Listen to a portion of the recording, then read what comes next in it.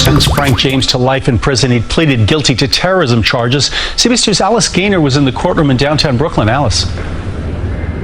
Frank James and his attorney said he never meant to kill anyone, but a judge found that claim to be false, accusing James of saying it only to try and get a lighter sentence. Instead, he was sentenced to 10 life sentences plus 10 years.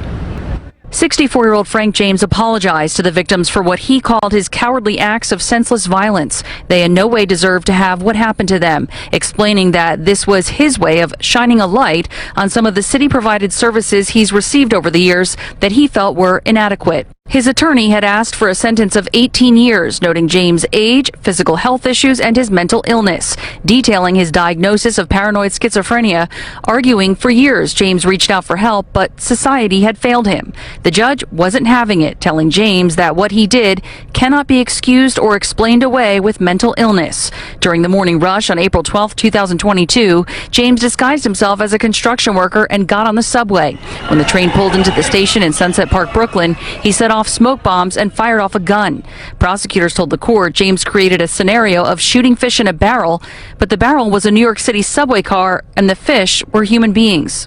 10 people were shot, ranging in age from 16 to 60. James was eventually arrested after calling police on himself after a 34-hour manhunt. Prosecutors say he planned the attack for years. In the weeks leading up to the attack, he scouted the location for his attack.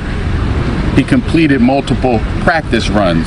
Several victims spoke in the courtroom. Others had statements read in. One man said he spent $12,000 on e-scooters and an e-bike so he could avoid the subway. I'm just glad that there wasn't another copycat. Another detailed being shot 5 times and the surgeries that followed. At least one offered forgiveness. I forgave him because he just needs the help.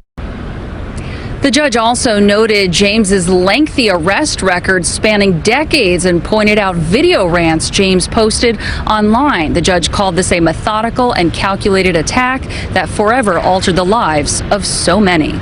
Live outside of Brooklyn Federal Court, Alice Gaynor, CBS 2 News. All right, Alice, thanks very much.